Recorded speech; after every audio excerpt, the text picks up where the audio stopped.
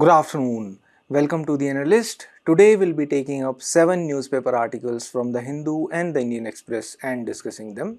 The handout for the same will be available in the description of this video for your kind perusal. Please have a look at that.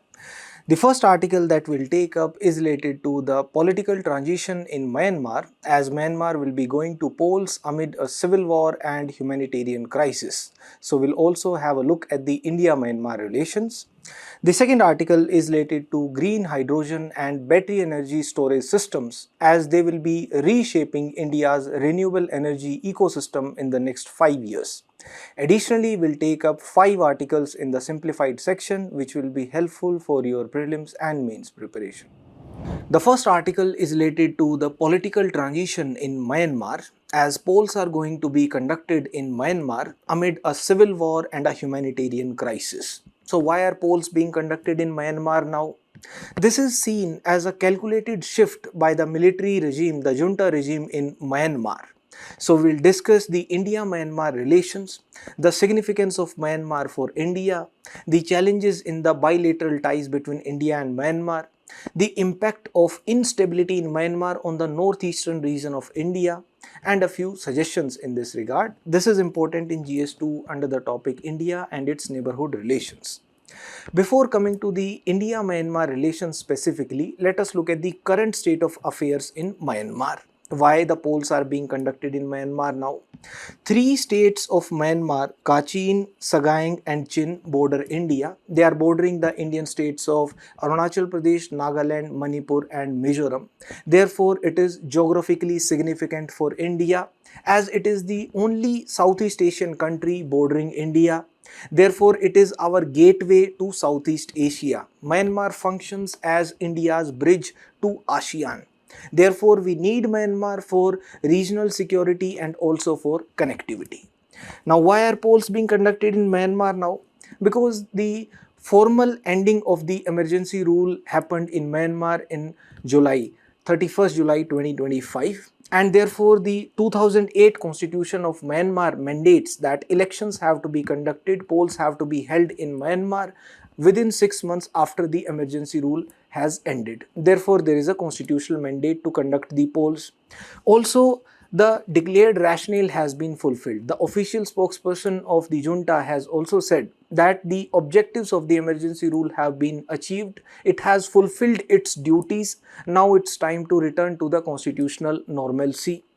Apart from that, there are also other goals that the junta regime seeks to achieve.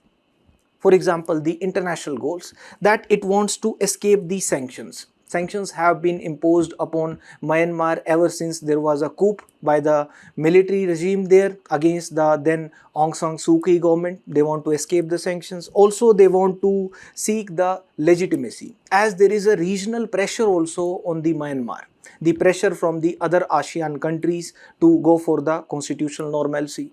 And they are also having the domestic goal. Therefore, they want to project that there is political normalcy. They are going to project this as a facade actually, as they want to portray the institutional transition also, so that they can retain the control, they can gain the domestic legitimacy as well, because they have been losing territories.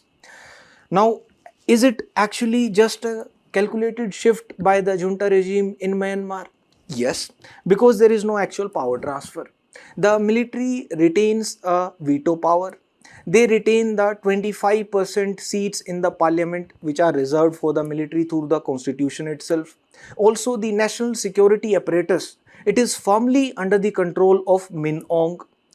And similarly, there is continued military dominance through the National Defense and Security Council also. The National Defense and Security Council in Myanmar is a constitutional body there, and out of the 11 members of the NSDC, 6 are appointed by the military itself.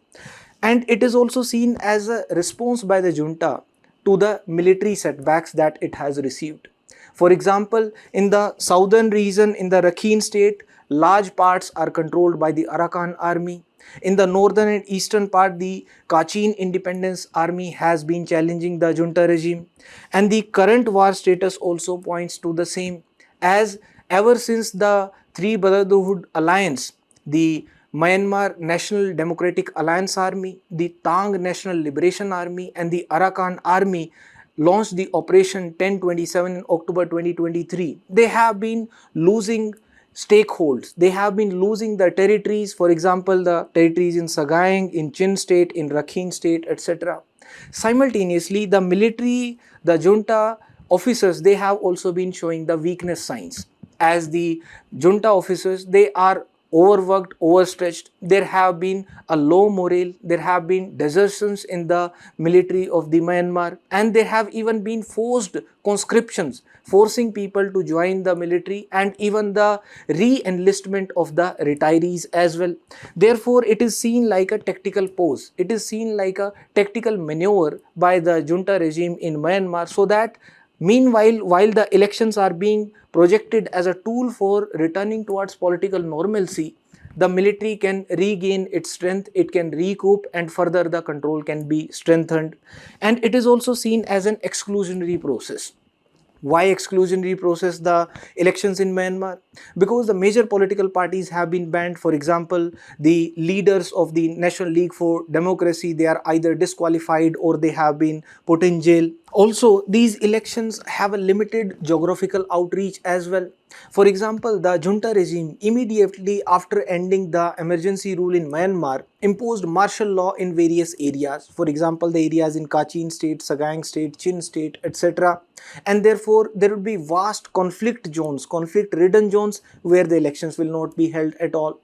Also, it is seen as a move by the junta regime in Myanmar to avoid the solidifying of the de facto two-state reality in Myanmar. That is, on the one side, there are the junta-controlled enclaves. On the other side, there are the resistance-administered liberated zones, as the resistance calls them. And also, it is seen as a move that is to ensure that the junta regime has the upper hand in the regional diplomacy, because it is seen as appeasing of the ASEAN critics, so that Myanmar is able to participate in the regional forums, in the ASEAN forums. International reactions have also been mixed in this regard. For example, China always hedges its bets. It maintains ties with the both ends of the spectrum. It maintains ties with the junta regime also, and with the ethnic armed organizations plus the national unity government as well. Similarly, India has always called for holding of free and fair elections. But India does not interfere in the internal affairs of Myanmar. Rather, our primary objective is to ensure regional stability and ensure stability and peace on the India-Myanmar border, as we face the problems of refugee influx and trafficking across the India-Myanmar border. Japan has been rather more vocal in this regard, as it has observed that the elections cannot be free and fair, they cannot be legitimate unless there is no more civil unrest, unless there are no more stakeholders in the jail. The leaders of the major political parties, they should not be in the jail for the elections to be free and fair. The West also sees it with a bit of skepticism. Now coming to India-Myanmar relations, why is it significant for India? Because strategically looking, we share a long border with Myanmar. We have a 1643-kilometer long land border with Myanmar, and it is the only ASEAN country adjoining India. Therefore, it functions as our gateway to the ASEAN countries, to the Southeast Asia, and it is also helpful for projecting our Act East policy and the neighborhood first policy, and also ensuring cooperation in the multilateral forums, for example the BIMSTEC as well. We also have the historical and cultural ties with Myanmar. For example, we have a shared Buddhist heritage, as 90% people in Myanmar profess Theravada Buddhism. Also, there was the restoration of the Anand temple in Bagan, and there are cultural exchanges also. For example, there are Ramayana exhibitions which are held in Myanmar. There are performance troops in Myanmar holding the exhibitions. There is defense cooperation as well between India and Myanmar. For example, the Memorandum of Understanding on Border Cooperation and Military Training was signed, and there are counter-insurgency drills which are held, and the border security drills which are held between India and Myanmar. Simultaneously, there are solid economic ties as well between India and Myanmar, as it is our fourth largest partner, and in terms of bilateral trade, it has exceeded $2 billion in fiscal year 2025. And India exports various items to Myanmar, including pharmaceuticals, machinery, and vehicles. As 60% of the pharma imports into Myanmar are coming from India only, because India is the fourth largest trade partner of Myanmar. And India also imports from Myanmar the pulses including urad, tur, wood, as well as the agricultural items. And there is a rupee kyat trade settlement mechanism also that has been put in place since 2024, and 9 Myanmarese banks therefore use Indian rupees for trade. Also, India is the 11th largest investor in Myanmar. For example, the State Bank of India, PNB, they operate in Myanmar also, and there is immense energy potential in Myanmar. Therefore, it can help in ensuring energy security of India, because there are large natural gas reserves in Myanmar, and there are stakes of ONGC, Oil and Natural Gas Corporation, as well as GAIL in Myanmar. But there are a few challenges in the India-Myanmar relations. For example, the first challenge is posed by the Tatmadaw, the Myanmarese junta regime that is in power now, that ousted the government of 2021 through a coup. In 2021, when the Aung San Suu Kyi government was in power, it was ousted by the junta through a coup, and the major leaders of the National League for Democracy, the members of parliament even, they fled to India, the Indian state of Mizoram. And what was the response from the people? There was the building of the ethnic armed organizations in Myanmar, the constitution of People's Defense Forces in Myanmar. And what was the response of the junta regime there? It went for an all-out strike against the building of these organizations. For example, the conducting of air strikes upon these ethnic armed organizations. It even created a situation of hunger, food scarcity in Myanmar, but they survived. And there is even a fear of farce elections now, that the elections now will not be free and fair. Another challenge is posed by the influx of the refugees into India, the Rohingyas. The Rohingyas, they are an ethnic Muslim minority from the Rakhine state of Myanmar. In 2016-17, the military along with the local security forces went for an all-out genocide against the Rohingyas in Myanmar, and thousands of Rohingyas were killed there, and the Aung San Suu Kyi government had to defend the junta in the international forums at that time. But what happened was, the Rohingyas, they also formed their own organizations and also joined hands with the other ethnic armed organizations, as well as these were acts of genocide at that time. Also, another challenge is posed by the Chinese. The Chinese interfere in Myanmar, as they have been an ally of the military regime, giving a de facto recognition to the junta. And they have even been building a China-Myanmar economic corridor. For example, the investments in the Leptadong copper mine and also the Tagong nickel processing plant in the Rakhine state in Myanmar, because they want to connect the landlocked Yunnan province of China to the Indian Ocean. But the people of Myanmar are not so willing for this, and therefore there has been a resentment among the people of Myanmar against the Chinese. For example, the attack on the Chinese consulate in October 2024. Similarly, Myanmar's economy has also gone through a collapse. First, it started through the nationalization of the resources. The junta did it for the first time when there was a first coup in Myanmar in 1960s at that time, and subsequently it led to the international sanctions and subsequently leading to the economic collapse as well, and therefore the foreign investors also pulled out because of the restrictions, because of the fear of the international sanctions as well. And also there have been junta and the ethnic group clashes as well. For example, we have seen the clashes with the Brotherhood Alliance that is constituted between the three, that is Arakan Army, Myanmar National Democratic Alliance Army, and also the Tang National Liberation Army. And what does it lead to? It leads to the retaliation from the side of the junta, and therefore it leads to the refugee influx into India, which causes further problems in the security situation of the northeast region of India. Also, there is a free movement regime between India and Myanmar. Before 2004, it was 40 kilometers where there was a free movement allowed between the people from both sides. In 2004, it was reduced to 16 kilometers. Now it has been reduced further to 10 kilometers, as there is a migration of the Kuki Chin people along the India-Myanmar border. Simultaneously, there is the trafficking of drugs and even human trafficking also. Now, new guidelines have been given to regulate this. Earlier, the Home Minister Amit Shah had even said that we are going to scrap the free movement regime, but it was not done because there are ethnic and familial ties between the people across the border, the India-Myanmar border. Now there are border passes which are issued, and through the biometrics, the people are allowed to traverse that area, and it is regulated by the Assam Rifles, and now it has been reduced to only 10 kilometers, and it is allowed only after the possession of a border pass.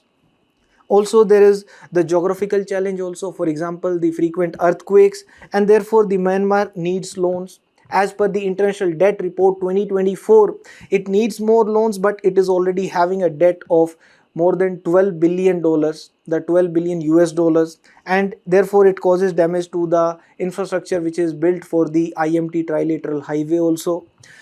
What has been the challenge from the Japanese side? Their aid has also reduced post the coup, post the 2021 coup, because they have suspended new aid projects. There has been a pause from the funding from the side of JICA, the International Investment Authority of Japan, and there have been scaled down diplomatic engagement with the military as well. And they are also supporting the ASEAN's 5-point consensus that there should be an end to the violence in Myanmar, and there should be an inclusive political dialogue in Myanmar for its future. Now, what is the impact of the instability in Myanmar on India's northeast region?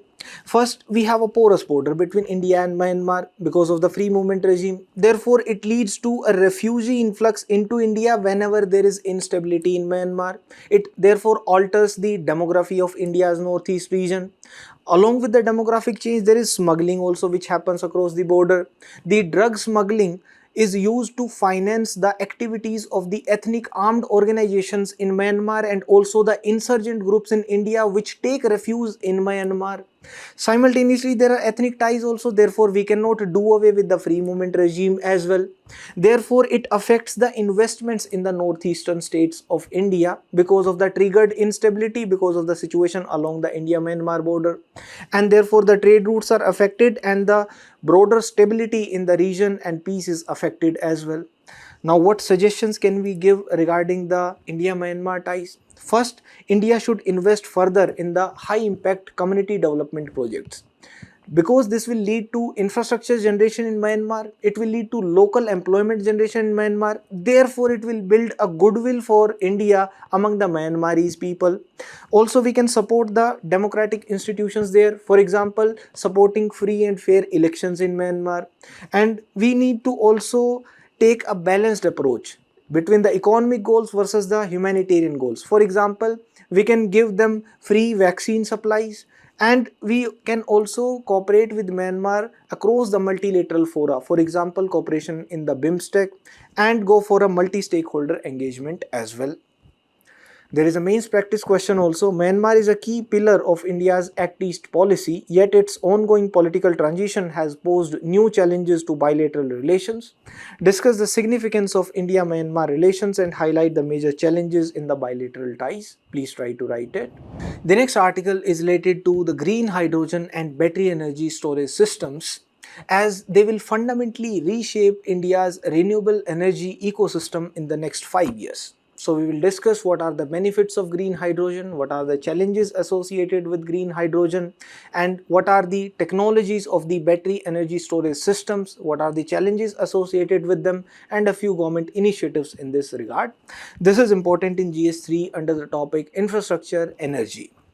First, let's start with green hydrogen. Hydrogen is the most abundant chemical element in nature, comprising about 75% of all matter. It is the lightest element in nature, and in the standard form it exists as a gas of diatomic molecule, that is H2.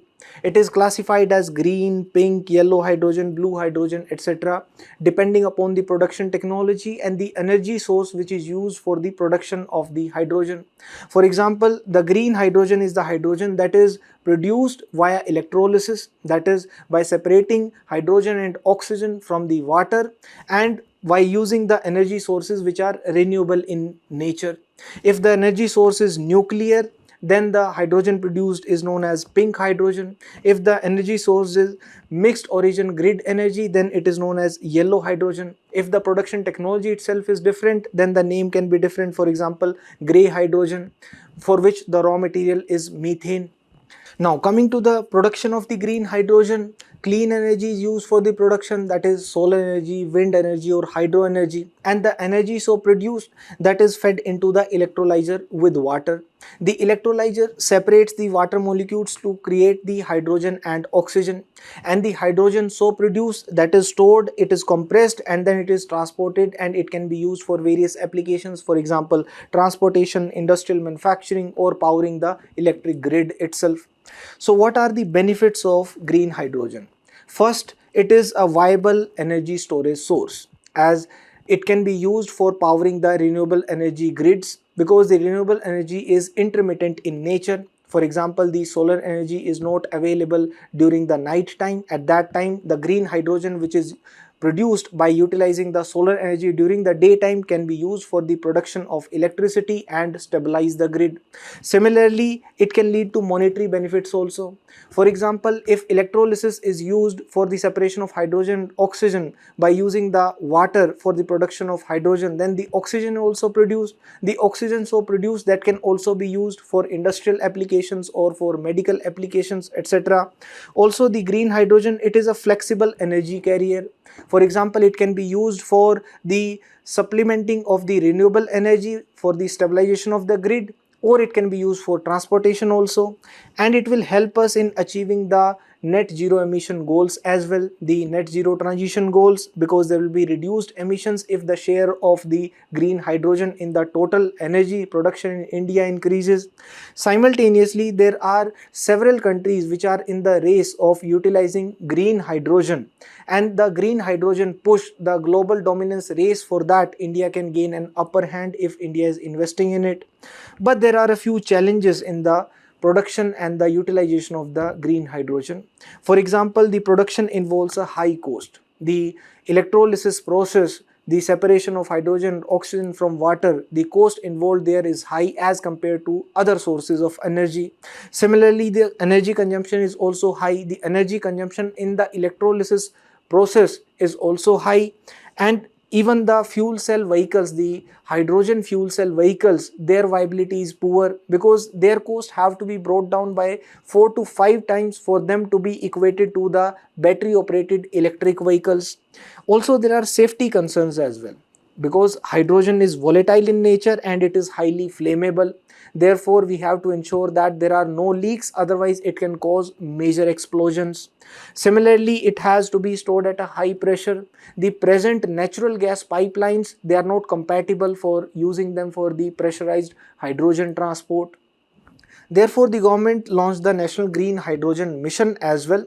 The expected outcomes for that is the development of the green hydrogen production capacity of at least 5 million metric tons per annum by 2030, and also the renewable energy capacity addition of about 125 gigawatt in India, and over 8 lakh crore in total investments will be done, which may lead to the creation of over 6 lakh jobs, and over 1 lakh crore cumulative reduction in the fossil fuel imports will happen, because India is heavily dependent upon the import of oil and natural gas, and it will lead to the abatement of nearly 50 million metric tons of annual greenhouse gas emissions as well, therefore putting India on track for achieving our net zero emissions target as well. Now, UPSC has asked a couple of previous year questions also regarding hydrogen and green hydrogen. For example, in 2015, a question was asked regarding the fuel cells. Let's look at this.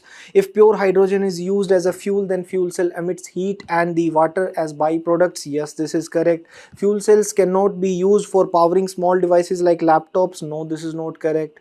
Fuel cells produce electricity in the form of AC. No, they produce electricity in the form of direct current. So the answer will be A1 only. Please try to attempt the second question also, it's pretty easy. Now coming to the battery energy storage systems, why is it needed?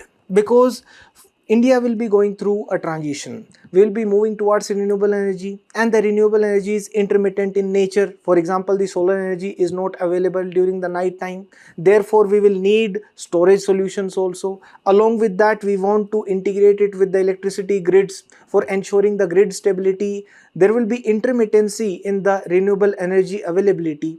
To overcome that intermittency, storage solutions are required. Simultaneously, it will help us in ensuring our energy security, because the fossil fuel generated electricity, we are dependent upon the imports of the fossil fuels. We will be able to go for peak load management and also integrate the renewable energy into the grid as well easily if we have the storage solutions. Now, what are the technologies which are used for the battery energy storage systems? First, there are the lithium ion batteries. These are the most common batteries, as they have a high efficiency and they have a fast response. They can be charged rapidly and they can be used for powering the grids as well. Then there are flow batteries. They have a longer duration storage, they have better cycle life. And then there are solid state batteries also. These are only emerging technologies, as they will be having higher energy density and therefore they are also safer to use. They are less prone to explosions. Then there are lead acid batteries. These are the low cost options, but these have a shorter lifespan. Then there are also the chemical energy storage options, for example by storing energy in the form of chemical bonds as well. But there are a few challenges in the battery energy storage systems. For example, the first challenge is the high cost. The technology is expensive and most of it is imported. We need to go for the indigenization of the technology for the energy storage systems also. And then there are supply chain risks also, because there are rare earth minerals which are used. There are critical minerals which are used for the production of batteries, for example the lithium, cobalt, nickel, etc. And there are environmental concerns in the mining of these materials and also in the recycling of the batteries, as well as the disposal risk of the batteries, as this can lead to the explosions if not disposed of properly. Along with that, the efficiency of the energy storage systems also declines with time. The batteries degrade over time. There is a policy uncertainty also, as long as there are no clear incentives, and there are simultaneously safety risks as well. For example, the fire hazards that have been observed in the lithium ion batteries. When we look at the landscape of the battery energy storage systems in India, we have a target of achieving 500 gigawatt of non-fossil capacity of energy generation by 2030, and out of which more than 217 has been achieved by January 2025 itself. And for that we will be needed the battery energy storage systems of 47 gigawatt by 2032. But there are challenges. For example, there are slow grid upgrades and the deployment of the energy storage systems. There are also critical mineral shortages that are not found in abundant quantities in India, that is lithium and cobalt. And there are financing gaps also for the large scale projects. So what are the government initiatives taken up for the battery energy storage systems? First, there is a National Energy Storage Mission for promoting the domestic manufacturing of the energy storage solutions in India. There is also the production linked incentive scheme, that is about 18,000 crores are earmarked for the battery production in India. Viability gap funding is provided for the best projects for the 4 gigawatt hour projects. Energy storage obligation is also mandated for the storage of the renewable energy. And also there is the green hydrogen policy that promotes the battery energy storage systems for the hydrogen projects. And there are pilots which are taken up by the NTPC and also the FAME, that is the adoption of the electric vehicles, that also boost the storage adoption. Now, what is the way forward that we can suggest for the battery energy storage systems? First, we need to expedite the large scale BESS projects so that the renewable energy can be integrated with the central as well as the state grids. We need to boost the local manufacturing also. For example, setting up gigafactories for the production of batteries. We need to secure the critical minerals also via signing global partnerships and going for the domestic mining of the critical minerals wherever they are available. We need to enhance the recycling and the second life battery use as well. And we can also leverage our alliances, for example, setting up an India-led BESS consortium. There is a mains practice question also. What is the need of battery energy storage systems for India's transition towards renewable energy and ensuring grid stability? Examine the key challenges in their deployment and discuss the government initiatives taken to promote them. Please try to write it. The next article is related to the issue of drug quality in India and specifically a fake anti-rabies vaccine. This is important in GS3 under the topic Science and Technology, Developments and Applications and their effects in everyday life. Before coming to the article, let's observe what is the classification criteria for poor quality drugs in India and what are the issues in the pharma sector. This classification is done under the Drugs and Cosmetics Act 1940. First, there are the note of standard quality drugs. These are the drugs that fail to meet the standards or specifications mentioned under the Act.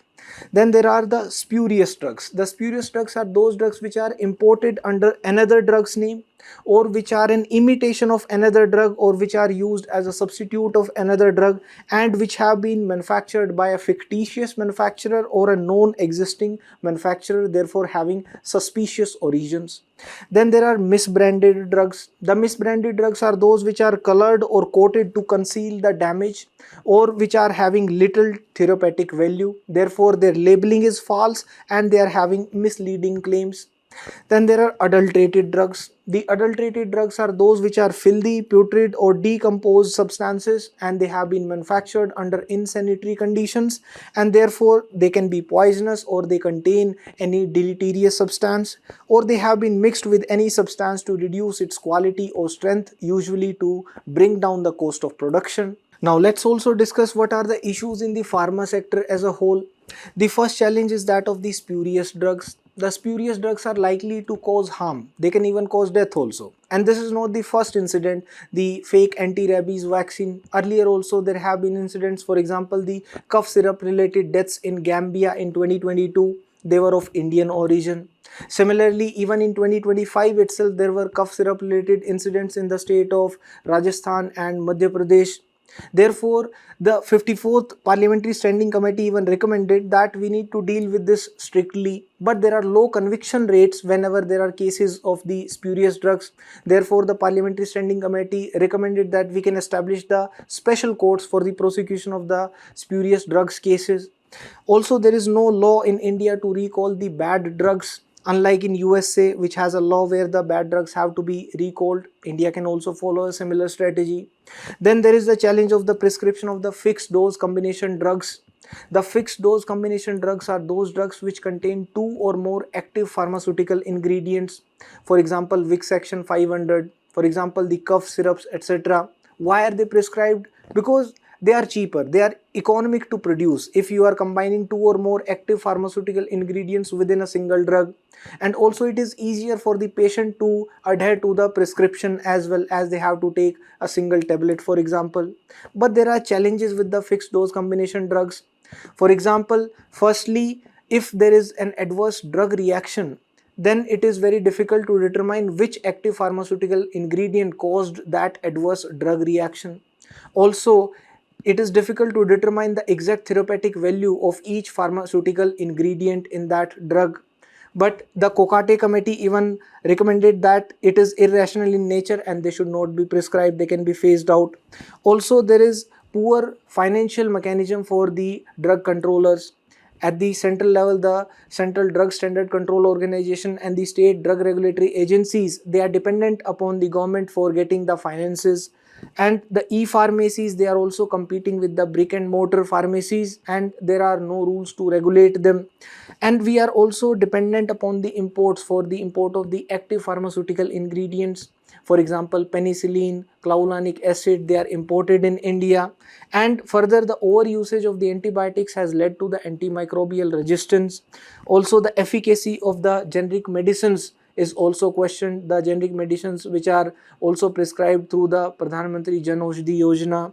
And simultaneously, the quality check regulations adhering to the good manufacturing practices by the manufacturers, it also leads to the increase in the cost of the production as well. Let's also look at the functions of the Central Drug Standard Control Organization before coming to the article. It is functioning under the Drugs and Cosmetics Act 1940 and it is functioning under the Ministry of Health and Family Welfare. What are its functions? It gives approvals for new drugs and clinical trials. It also gives the import registration and licensing. It gives the licensing approvals for blood banks, vaccines, medical devices, etc. And it also bans the drugs and cosmetics. It also gives test licenses or the NOCs for export, and it also conducts the testing of the new drugs, and it is also responsible for the oversight and market surveillance through the inspectorate of the center over and above the state authority. Now, coming to the article, the health department in Australia had raised an alert against a leading Indian anti-rabies vaccine, saying that there have been counterfeits which have been circulating since November 2023. The vaccine's name is Abhyarab, but the firm which manufactured it, the Indian Immunologicals Limited, has said that the advisory is over cautionary and the misplaced reference to the 2023 batch of vaccines has been made, and it does not reflect the current situation as the batch was withdrawn. The next article is related to the Regional Comprehensive Economic Partnership minus China. This is important in GS2 under the topic bilateral, regional and global groupings and agreements involving India and or affecting India's interests. Before coming to the article, let's discuss a few basics regarding the RCEP. It was signed in November 2020. It comprises of 15 nations, that is 10 ASEAN nations: Brunei, Cambodia, Indonesia, Laos, Malaysia, Myanmar, Philippines, Singapore, Thailand and Vietnam, along with China, Japan, South Korea, Australia and New Zealand. Combined together, it is the world's largest free trade agreement by the economic scale. As the countries put together, they account for 30% of the global GDP and 30% of the global population. Now, there is a debate in India currently also, that is, there is an intensifying geopolitical rivalry between US and China, and there are recent tariff impositions from the USA upon India also. So, should India also join the RCEP? Let's first consider the merits of joining the Regional Comprehensive Economic Partnership for India.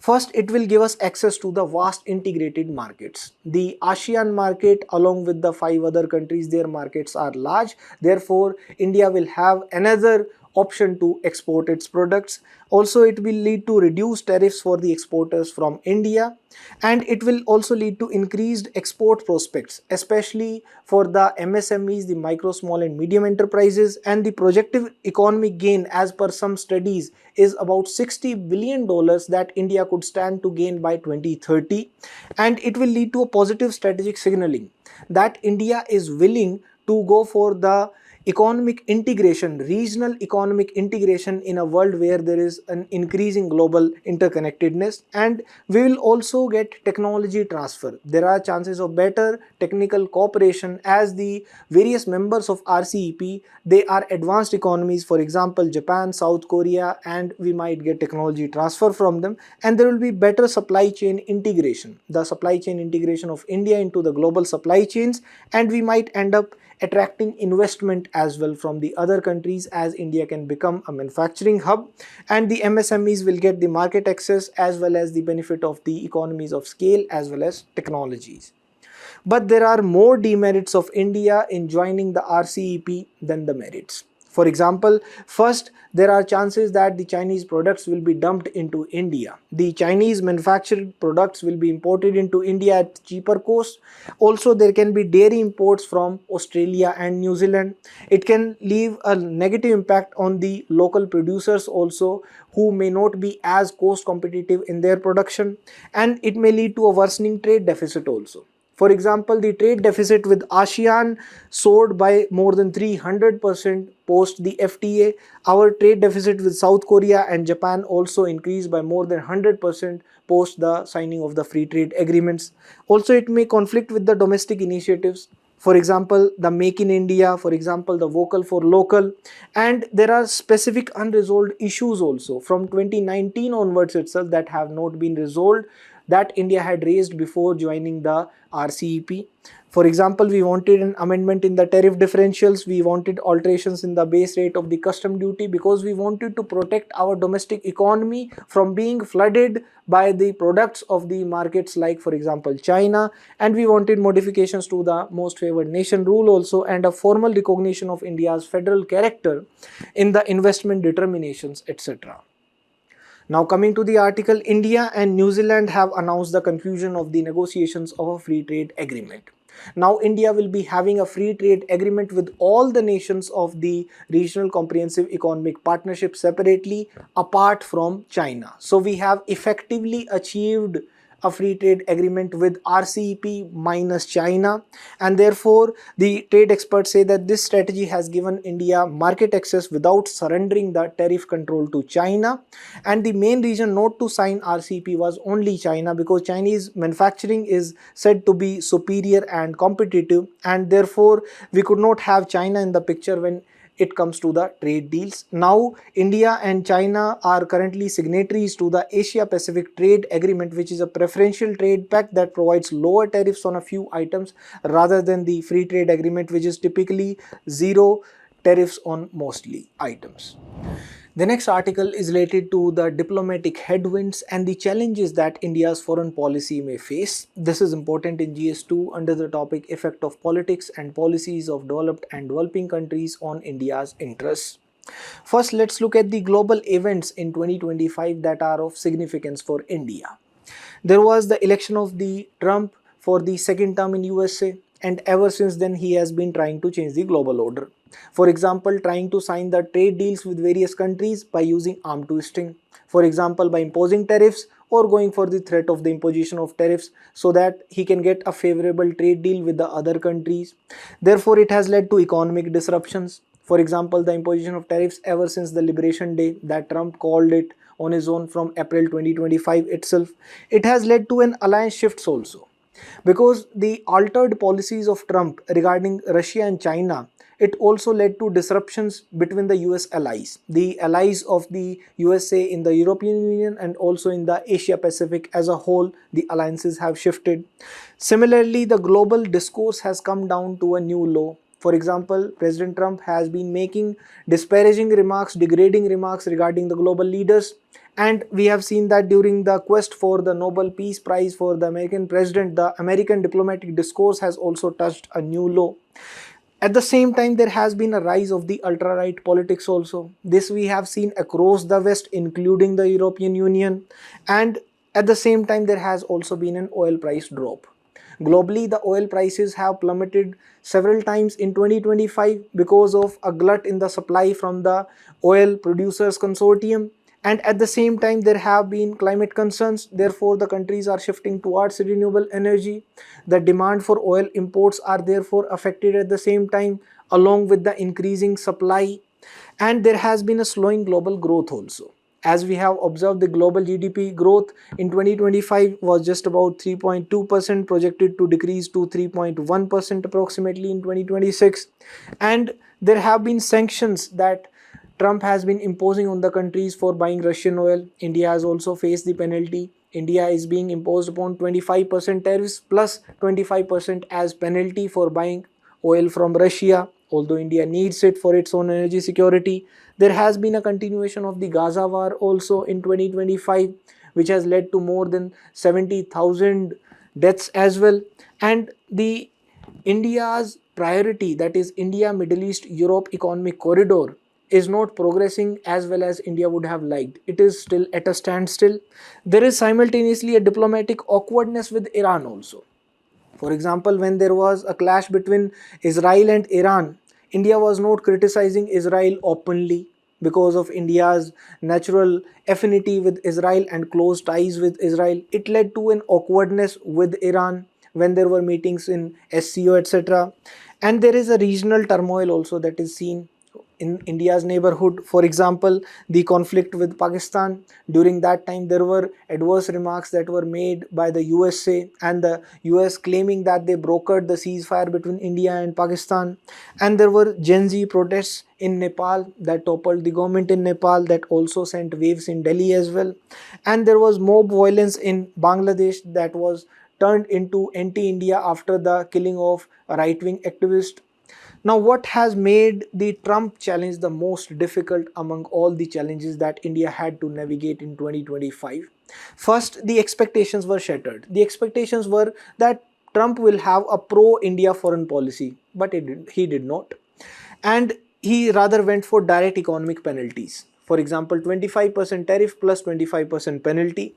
He even went for a crackdown on immigration also. For example, an adverse policy regarding the student visas, H-1B visas, and the immigration crackdown in general. And he even undermined India's Pakistan campaign, claiming that he brokered the ceasefire. And there is simultaneously a criticism of some leadership in India also. For example, a criticism that even the External Affairs Minister of India faced despite him visiting 6 times to USA ever since the election of Trump. Simultaneously, there have been some successes also for India, the diplomatic successes in 2025. For example, the ties with Canada have been turned around. The Prime Minister Modi visiting Canada and meeting the Canadian PM along with the G7 summit and agreeing to dial down the tensions after the alleged assassination attempts in Canada. Next, there is the engagement with Taliban that has improved. For example, the Foreign Secretary of India met the Taliban Foreign Minister in early 2025, and later in 2025 itself, Jaishankar accorded the Taliban Foreign Minister full national honors, and therefore it will have a strategic benefit also for us. Because if India-Afghanistan ties improve along with a downturn in the Afghanistan-Pakistan ties, then Pakistan will have a two-front problem. That situation India used to face actually. And there is a rapprochement with China also from the October 2024 Modi ji meeting onwards. For example, there is the reopening of the Kailash Mansarovar pilgrimage. There is the restoration of the visas and flights between India and China.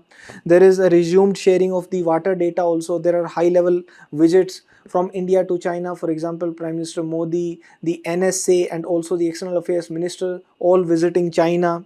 And there are strengthened neighborhood ties also. For example, Prime Minister Modi visited Bhutan, Sri Lanka, Maldives. The support has been given to Sri Lanka after Cyclone Ditwa. An aid of $450 million have been given by India to Sri Lanka. Now, what are the expectations for 2026? First, we need to sign more trade agreements. We have already signed the agreements with UK, Oman and New Zealand in 2025. But there are some important deals that are still pending. For example, the deals with USA and European Union. The India-European Union FTA may be finalized in 2026 because the EU Commission President is expected to be the Republic Day guest of India in 2026. Also, there are key neighborhood elections that are to be conducted, for example, in Myanmar, Bangladesh and Nepal. Simultaneously, India will also be hosting in February 2026 an artificial intelligence summit where the French president is expected to participate. The Canadian Prime Minister is also expected to visit India. Along with that, the Quad summit may happen, but there is still uncertainty whether Trump will be participating in that. Also, the BRICS summit is scheduled to be conducted in which the Russian president and the Chinese premier may be participating. The next article is related to the reforming of the PM Poshan. This is important in GS2 under the topic health. Before coming to the article, let's discuss a few basics regarding the Poshan Abhiyan. It provides the program packages for the interventions for the first 1000 days for ensuring comprehensive health, nutrition and development. For example, providing for supplementary nutrition for both the mother and the baby, providing feeding counseling regarding breastfeeding and complementary feeding, and going for the growth monitoring including the stimulation and care of the malnourished child. It provides the support at all stages, for example, antenatal care during pregnancy, the immunization after birth, the facility-based newborn care, promoting institutional deliveries, and also even going for the supplementation regarding the iron, folic acid, vitamin A, deworming, and care for the severe acute malnutrition. It seeks to ensure that the Poshan Abhiyan is promoted through a Jan Andolan, therefore the participation of the civic society, for example, ensuring overall nutrition, diet of the pregnant woman, optimal breastfeeding, growth monitoring, full immunization and vitamin A supplementation, diarrhea management, girls education, anemia prevention, hygiene, sanitation and provision of safe drinking water, food fortification and even early childhood care and education. Also, it seeks to promote further the Poshan Vatikas. The Poshan Vatikas is an initiative led by the Ministry of Women and Child Development, and it aims to promote the setting up of the Nutri Gardens at the Anganwadi centers, that is planting of the medicinal plants and fruit plants, and it was done through the Poshan Pakhwada also, that is to promote healthy dietary practices, to promote the importance of millets, etc. Along with that, there is a flagship program that is Poshan Ma to improve the nutritional status of children and pregnant women, whose focus is to reduce stunting, to reduce low birth weight and to reduce anemia among 0 to 59-month-old children, and it is to improve the nutrition among children up to 6 years, adolescent girls, pregnant and lactating women, etc. Now coming to the article, several states and union territories had asked the central government earlier this year to consider providing breakfast also under the PM Poshan or the midday meal scheme. And another aspect that is being deliberated is it should be extended beyond class 8 also, and if it can be done, it will be proposed to be continued as well. The next article is related to Kavach, the automatic train protection system and the rail safety measures. This is important in GS3 under topic infrastructure railways. Before coming to the article, let's discuss a few initiatives taken up by the government for ensuring rail safety in India. First, there is the Kavach initiative, that is indigenous automatic train protection system. Then there is the Mission Zero Accident, that is to eliminate all the unmanned level crossings by installing a train collision avoidance system on the high density routes. Also, a Rashtriya Rail Sanrakshan Kosh was also established, that was a fund having a 1 lakh crore corpus for 5 years since 2017, that was providing for critical safety asset renewal and upgrades. Then there is the real-time train tracking system with the help of ISRO. It has been established for satellite-based tracking for faster communication and monitoring and to reduce the accident response time.